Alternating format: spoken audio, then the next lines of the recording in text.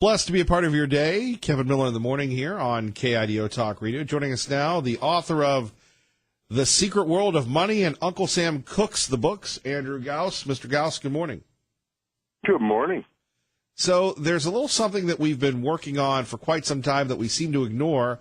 Of course, we as consumers can't ignore it. That's called debt and the deficit. Your thoughts on where we are nationally on both? Well, I guess to say that we're spending like drunken sailors would be an insult to drunken sailors. We seem to have no concern whatsoever. The national debt is approaching $22 trillion. Interest payments alone are exceeding $1 billion a day. And as interest rates rise, since the majority of our debt is short-term adjustable rate financing, 60% of the nation's national debt, nearly $12 trillion, is due and payable in President Trump's first term. So we're scrambling now, and it's starting to reflect itself, of course, in the stock market and then general markets across the board. And yet we have the highest consumer confidence in years. That's right. The Federal Reserve has handed off its mantle of being the money creator to the commercial banks of the country, and they've allowed them to take the money that they have in reserve and buy Treasury debt, and they can use the Treasury debt as their reserves. So I don't know how to liken that to an individual's household income, but I guess they're breaking open the piggy bank and spending the money in interest. So it is a tight situation indeed. And as consumers, we don't see it, we don't feel it. In the old days, of course, the government, prior to the closing of the gold window, had to tax us for that extra difference. If there wasn't enough money to pay the bills, they had to raise taxes or cut spending. Those were their only two choices. But since the days of Dick Cheney, they've taken that third expedient, which is pile on the debt. Deficits do not matter. Because the Federal Reserve simply creates the money necessary to pay the debt. And in this case, we're borrowing actually $350 billion this year just to pay interest. So not only are we not paying our principal off, but we're borrowing money to pay interest. That should have Americans alarmed, but you're right, it does not. We're more confident now than at any time since 2000. Well, what would be the solution? Most of us pull the Dave Ramsey and start conserving stuff. Is it out of control? What would be the impact if we raised taxes or did something else to start working on the debt? I'll start with that one, sir. Oh, I think if we raise taxes, we'll see a revolt. I don't know that Americans will sit still for higher taxes, and it will certainly slow the growth of the economy. The only other alternative is to cut spending, and since 80 cents of every tax dollar collected is mandatory spending. So that would be paying back the Social Security funds that were borrowed, paying back the Medicare trust funds that were borrowed, and generally paying back the money that we've already borrowed and spent, that you can't cut that. So, we could cut the other 20 cents, but then there goes everything else. So every single program that the federal government is involved in, from National Institutes of Health to the Head Start program, pick your favorite program, and it will have to be slashed to the bone. So I think the only expedient is to dilute the dollar, or to make it worth less by creating more. That seems to be the plan, and if they do that, well, that's going to affect America's savings. I guess the good news, bad news scenarios there is that we don't have any savings. It's amazing that Americans, over 40%, can't raise $400 without borrowing money. So it is a dire situation. And, given that the debt limit expires in March of 2019, we don't have much time to figure it out. And, it could be gun to the head time come March of 2019, where either we're forced to make uncomfortable choices or we default on our national debt. So or do we kick the can down the road? Yeah, the only way to kick the can down the road, though, is for the Federal Reserve to resume its bond buying program. You know, they cut off about a year ago adding new money to circulation. As long as they were doing so, of course, prices were rising, but people were getting back to work, and it was just kind of solving itself, smoothing itself out. But once the Federal Reserve stopped adding new money to circulation, we have to play with the existing supply. And considering that there's 3 times as much debt as there is money, it seems to me the only choice is for the Federal Reserve to step back into the marketplace, and I hope they don't wait for a crisis and step back in and start buying Treasury debt again, which will allow new money to enter circulation. What? Why do you think we this is not big news? Yeah, that's a surprise to me. And I don't know that people spend as much time looking at it as I do. But, you know, as a monetary historian, when we were on the gold standard prior to 1971, where each time Congress spent more than it took in, it was forced to either go short or owe somebody a fixed amount of gold or silver or borrow additional money, and we had plenty of room. So I guess the idea that we could do this forever, well, I mean, that seemed to set in people's minds. So what? We hit the debt ceiling, we raise it. We run out of money, we create more. And it's only when the effects of inflation are felt that people will start worrying about this. And the last time that we really were pushed against the wall like this was in the period from 1977 to 80. And during that period, a gold ounce went from, 77, $105. And then by 1980, it was $850. So that reflected the inflation that those of us who were alive then remember all too well. So I think a period of that sort of inflation from probably 2019 to 2023 cut the value of the dollar in half and put us back on firm footing for the next 20 years. How do you see this all playing out? You've given us your thoughts, Mr. Gauss. What's going to happen? And by the way, let's get back to this other topic: how Uncle Sam cooks the books. Well, okay. So the first topic would be, how do we see it playing out? It's either the Federal Reserve sits on its hands and continues to raise interest rate and does not create new money, in which case we'll enter a deflationary depression similar to 1930 to 1935, or the Federal Reserve cranks up the printing press and creates enough money to pay off the debt, and then we enter an inflationary period similar to the 77 to 80 scenario. So those are kind of the only 2 choices. There's no more thin line to walk. As far as Uncle Sam cooking the books, well, the best evidence of that would be Larry Kolikoff, Professor Lawrence Kolikoff wrote a piece out of Boston University, a white paper, and much more scholarly than my work and less crude. Uncle Sam Cooks the Books is the title of my book, and it talks about how they do not reveal to us the total extent of the debt. Now, Professor Kolikoff put it at somewhere around $70 trillion, the off-the-books liabilities and contingent liabilities included.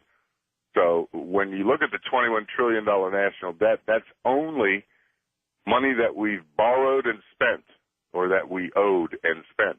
It does not account for money that we will owe. I mean, you know your college tuition is coming due, and you know your mortgage is coming due, but you don't put it on the books because it's not due now. And that's how our government operates. So in the CPI, from the CPI to the budget numbers, there is not a true picture out there of what our total financial situation really is. If people want to get a hold of you or your book, what can they do, sir? Well, of course, you can haunt your local bookstore for Secret World of Money or Uncle Sam Cooks the Books. I also have a 3 CD package to try to educate folks as to what is going on. Ever since we, again, closed the gold window, the Constitution's real specific. No state should make anything but gold and silver coin a tender in payment of debt, and that was to prevent this from happening. Once we remove that check on the Congress, then we sort of set ourselves up for what we're facing now. And the 3 CDs are the Federal Reserve, which explains what the Fed is. Most people think it's part of the government. It is not. Federal Reserve banks are privately owned institutions. So half hour on that. Half hour, the definition of money. We're working for dollars and we're saving dollars, but do any of us really know what a dollar is? And then the third one, protecting your wealth, tells you how you can use the Constitution to acquire lawful money and protect yourself against inflation. Your listeners can have all three of these CDs free if they'll just say that they heard it on, Kevin Miller in the Morning, and call us at 800-468-2646. Of course, I've stuffed some pamphlets in there on the services and products that I offer, which are primarily United States gold and silver money, lawful money. And you can get this all free. Just, again, mention Kevin Miller in the Morning and call 800-468-2646. Nobody will ask for a credit card. We'll even cover the shipping. Nothing to buy. 800-468-2646. Thank you, sir. Thank you. Boy, Terry, he had that all figured out, didn't he? Yes, he did. How are you? Oh, sneaking by. Well, you're in my prayers every night, brother. I really appreciate that. Alluding to that so-called President Obama, I feel like he's the spawn of Bill Clinton and Hillary. He absolutely is a racist. He does hate white people. He didn't do anything to bring this country together. He hates it because of colonialism and studied some of the stuff with the Mau Maus of the 50s. And as far as paying back our debt, I think Sean Hannity had a great idea, the penny plan, if they would do it. I don't know if you are aware about that penny plan that he talked about. No, go ahead and tell us, Terry. He was talking about taking a penny out of every dollar and paying it back against the debt that they took in, and that I'm not as conversant as about it as the information. If anybody to be articulate about it, would have to get the information from him or on that penny plan or look it up on the internet.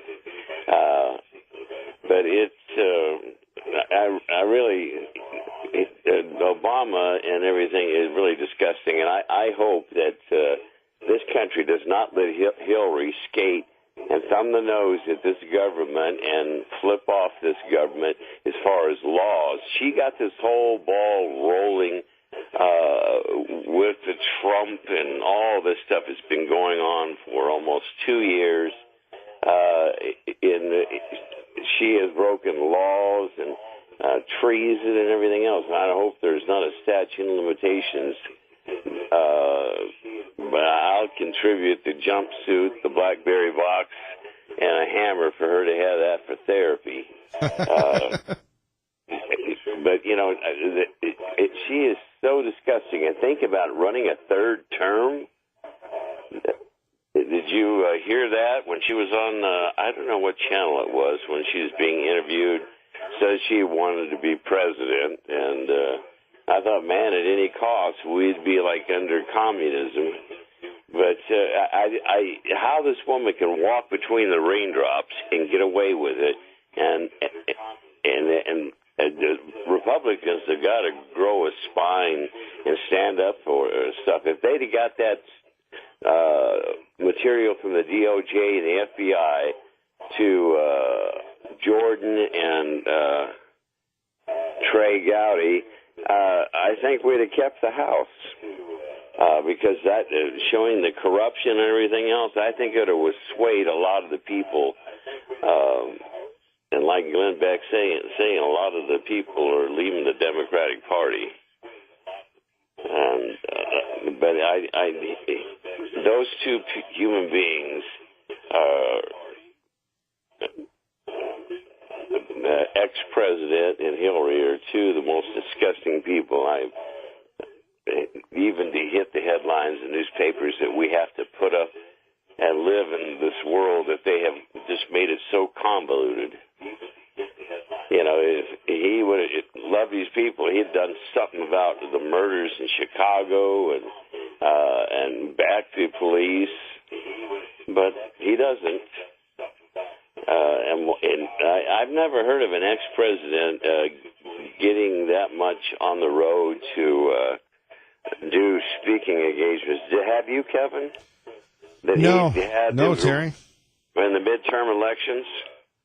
No. And he's just a bizarre individual. But I want to tell your parents happy Thanksgiving, and I hope they can get together with you during the holidays and with your wife and tell her hello. I will, and to your wife and your family.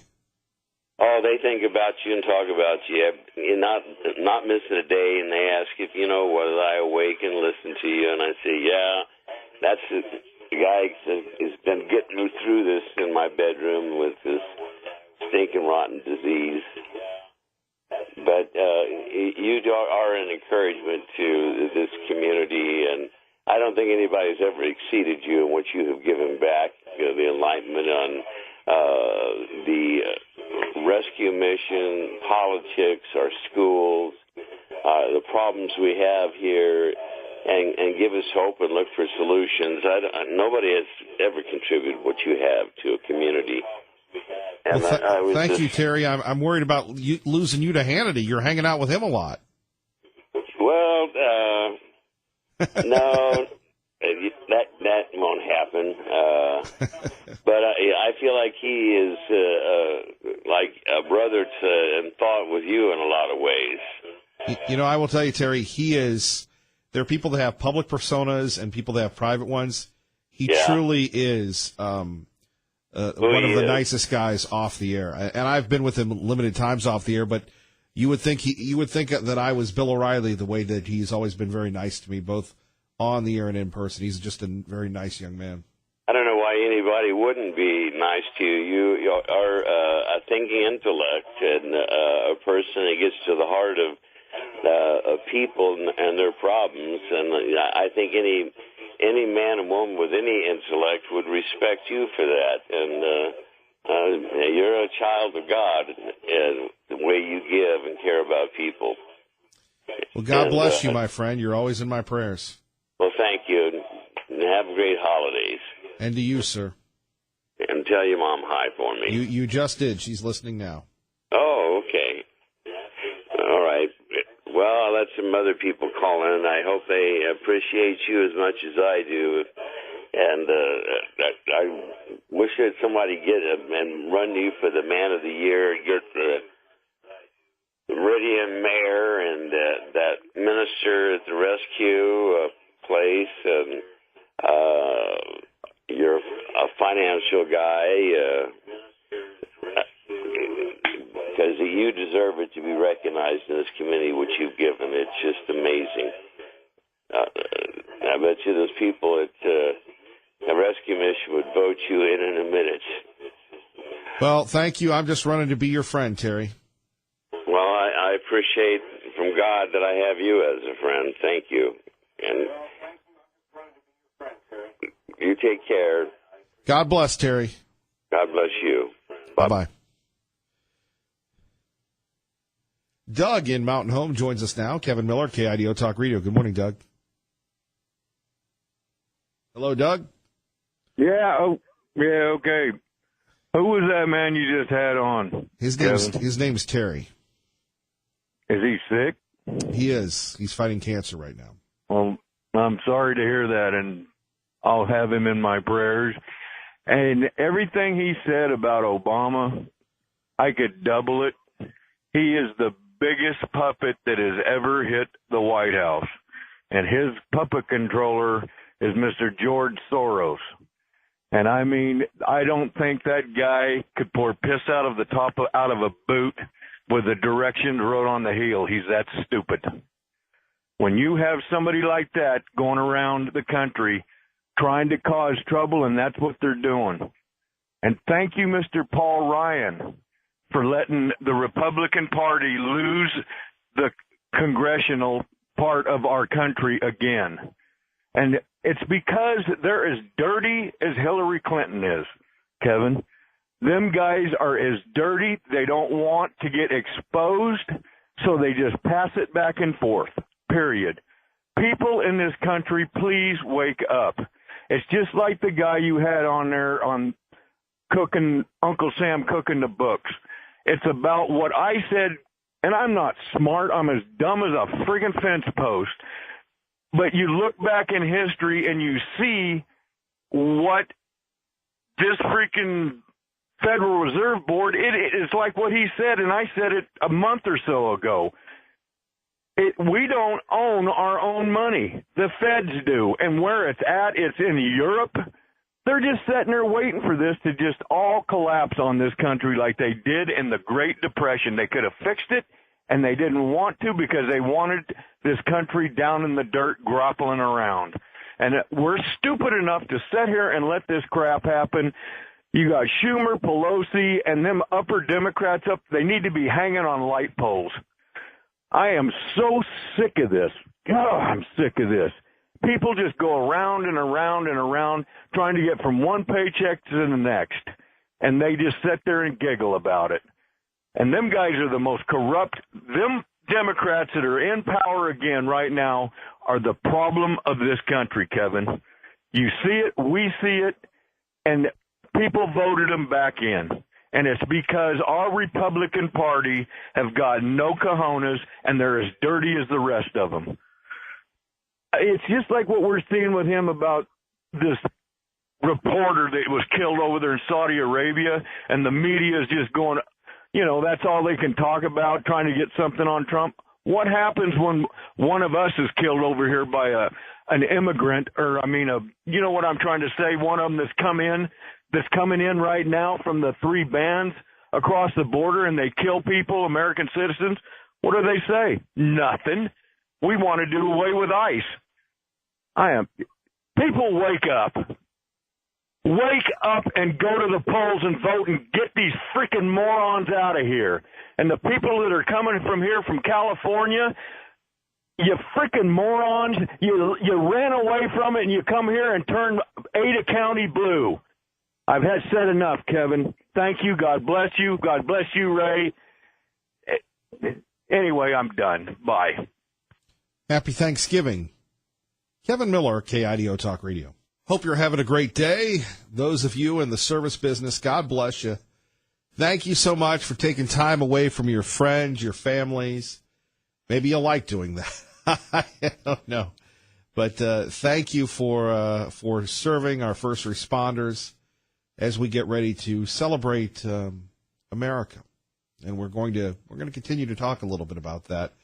By the way, join the Real Estate Radio Show, the Radio Show Pros, every Saturday from 7 to 8 with Kurt Bauer from Sierra Pacific Mortgage and Jennifer Hickey with Epic Realty. You want to thank Kurt Bauer for those turkey donations. Meant a lot during Miller's Mission. Great job, Kurt. And his lovely little daughter, young daughter, running around collecting like 128 turkeys. I tell you, they were heavy. Joining us now, live from Capitol Hill, Fox News Radio's Rachel Sutherland. Rachel, how are you? I'm great. How are you, Kevin? Well, you know, it's that time of year. I guess all the little Congress people are out of town. It's quiet. They're kind of doing their own thing. Your thoughts? Well, yeah, it's quiet here around Thanksgiving, but then soon after, I have to check the date, but as long as there's not a government shutdown, I don't think there will be. The National Christmas Tree will be lit on the ellipse. It's always a special annual Christmas tradition here in Washington. I always loved it. Did you know my parents, because I'm from this area, I was born in December, and I was only about a week old when they took me the first time to see the National Christmas Tree. So I try to go every year. And then, but remember a few years back, there was a government shutdown, and they actually had to pull the plug on the thing for a few days. So Christmas will gear up right after Thanksgiving. There's usually a tree, as you know, delivered to the White House there, to the North Portico, and usually the first family comes out and greets the Christmas tree, and we've seen the turkey pardoning and all of that. So there's a lot of kind of Washington Christmas traditions that are special. Indeed. Certainly, we're also worried about what the Department of Homeland Security is doing. on the border. Of course, not a lot of people are, I guess, talking about that, or are they? Well, they are. There has been some headlines about this. We know that Homeland Security Secretary Kirstjen Nielsen was in San Diego at that point of entry where there's a wall and there's barbed wire, but beyond that wall, she says that there are 6,200 people associated with this caravan, and they're just kind of hanging out there. In fact, the mayor of Tijuana has threatened to deport them. I'm not sure how that could be done. There's been some clashes there between residents of Tijuana and these folks with the caravan. It's gotten kind of ugly because imagine 6,000 people just descending on your town and just camping out. They've been lying on the beaches. I had heard there was supposed to be some kind of a tent city set up where they were going to be processed, but I haven't seen anything like that. And to process 6,000 people with asylum claims, that's quite an undertaking. We've heard that the president wants to bring troops home in time for Christmas, but I don't know how they get all that done. Indeed. So what is the Capitol like when all the folks are away and the holidays are there? Is it like any other holiday? Is it mystical, magical, noble, if you will? It's quiet around here typically. I mean, they will come in at some point in December and just get some business done with the lame duck session.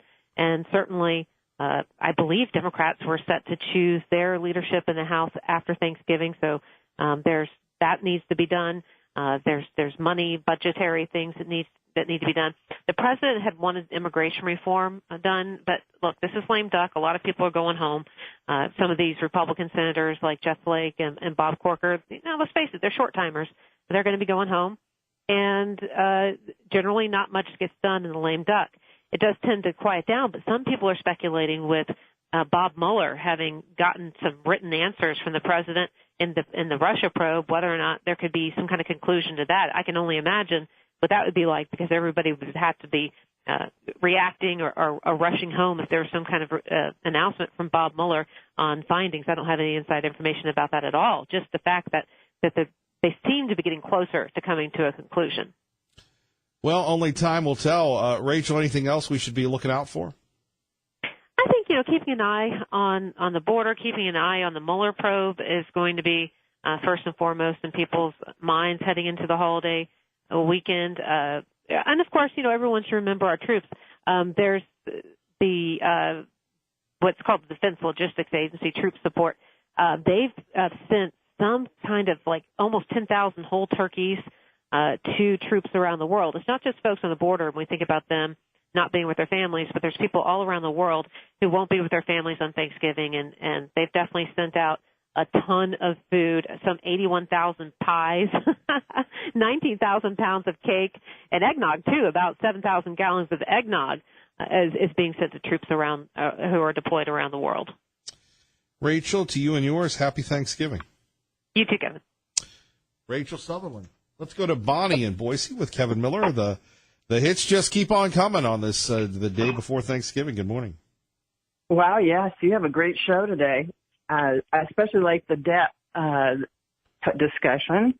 So I don't have the man's name, but I did write down the phone number. I might as well get the CDs. It's not something that's really taught much, how it affects business, how it affects people in general in MBA programs.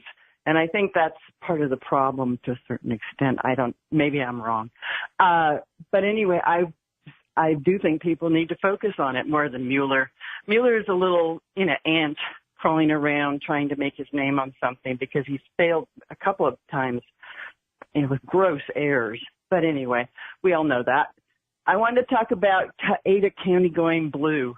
And I wanted to say that you probably know that the chairmanship of the Ada County Republicans has been contentious over the last 4 or 5 years, and new blood wanted to take it over, and the old blood didn't want to give it up. And at the time, I was a precinct committee person, so the new person managed to get nominated and voted in. However, it wasn't the smartest way to do it, but he put it is a man. He put all of his, and I could name him if you wanted, but I won't, friends in precinct committee positions, and they were elected. However, they don't do anything. And if you see the Democrats here, and I want to say this to everyone, you see the Democrats out canvassing every election.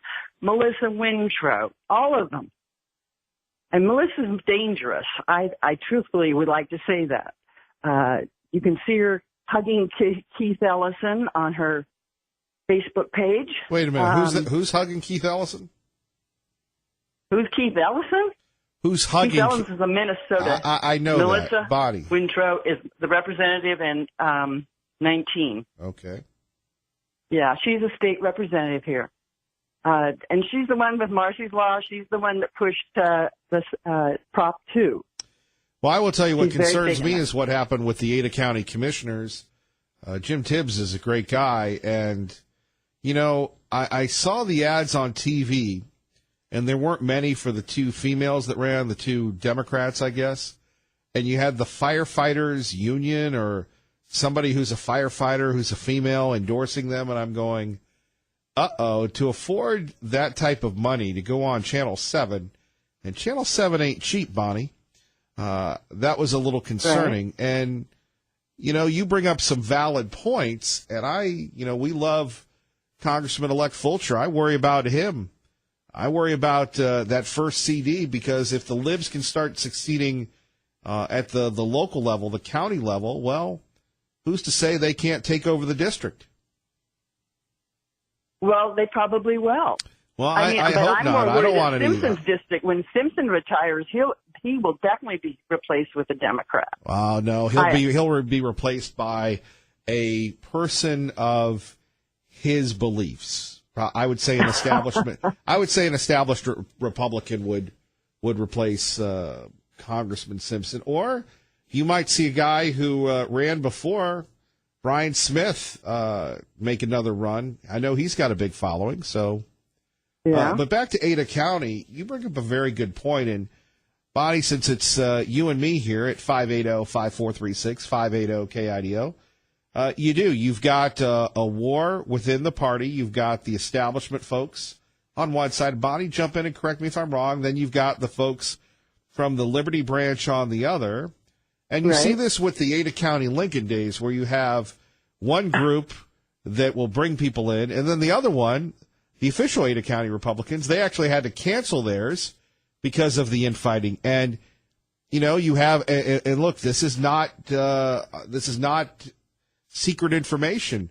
Then you have the county, Ada County, owing the state party dues, and has for quite some time. And here you have the biggest, most prosperous, it should be the crowning jewel of Republicanism in Idaho, in the Gem State, in Ada County, and it's dysfunctional. And the libs, they get it. They understand it. They're bringing in big money. They're taking advantage of it. You've highlighted that, Bonnie. Absolutely. And unless we change that and people really get out there and become precinct committeemen, go to the meetings. See, that's what they don't do. They just it's just run by a few people. It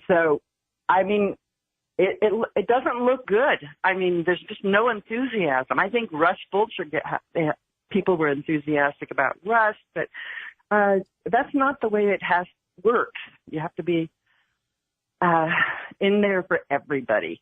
But, you know, when you talk about, how about Mary May, who suddenly popped up and won? That was amazing. It was. I voted for Paul Woods, and I know Mary May's a Republican, but I know Paul. We serve on the air quality board together. I didn't know Mary, but she did very well. Yes. Bonnie, back to this point, though. What do you make of the governor-elect? And we've had Hank lobby this, that we should get rid of these nonpartisan elections at the city level and make them partisan to try and help the Republican Party. Well, I do think that might help, because people don't know who they're voting for. But we also have, in Boise, we have millennials. Okay, I know this person who's 27 years old, who had 2 years of Boise State, had never voted. But all of a sudden he got the urge to vote in the last election. Can you believe it? 27. But he didn't know a thing, and he hadn't followed anything. So he decided to go in and he voted. I just voted a straight ticket. And guess what the ticket was? Democrat. Lib. But back to the Republicans, because we can control this, and we have a new leader, the governor-elect. He's putting in his staff. Maybe he should make a more active role. I mean, who is the standard bearer? Here's something, Bonnie, and it's funny. In morning radio, it's kind of tough to get this in-depth about politics, but let's continue here. And by the way, we'll invite others to join us at 580. Oh, I don't want to keep hold on, you hold on, on the line. hold on, Bonnie, you're doing me a favor. 580-5436-580-KIDO. I've argued, and I will tell you this, and you could see this with either Tommy Ahlquist, who probably is already doing this already, putting together his coalition. He's very active.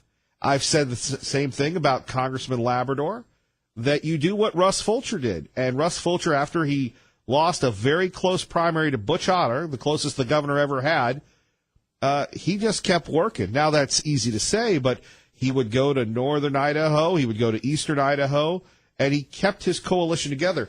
We need somebody in this state that is in it for the people and some type of conservative organization. And you have the Liberty Caucus that has their niche. You have the Freedom Foundation, which is more of a think tank. You really need someone that, kind of like a CPAC for conservatives.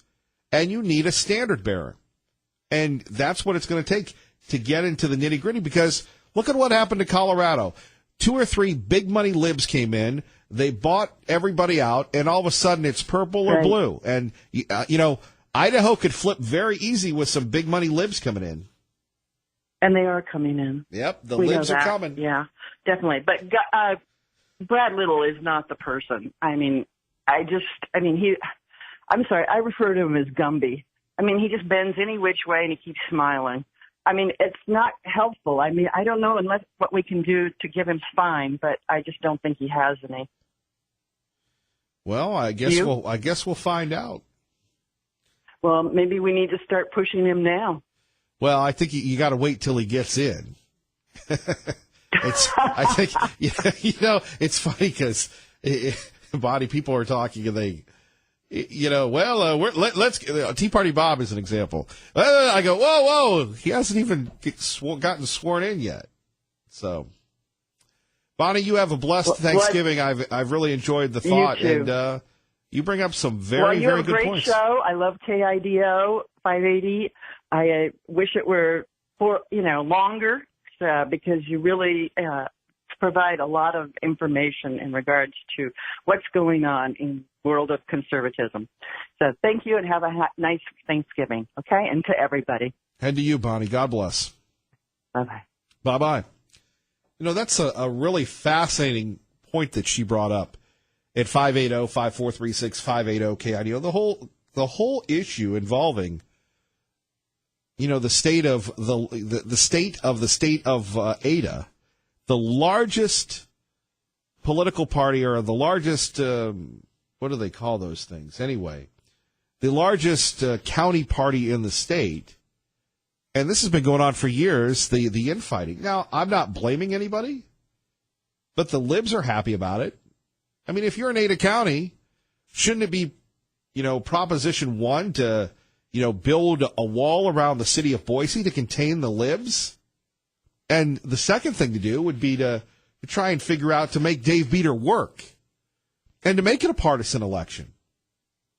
Hank is right. He's talked about that for years at 107.5 FM, 580 AM, to make it a partisan election. The mayor comes to the Cathedral of the Rockies. He makes a couple speeches.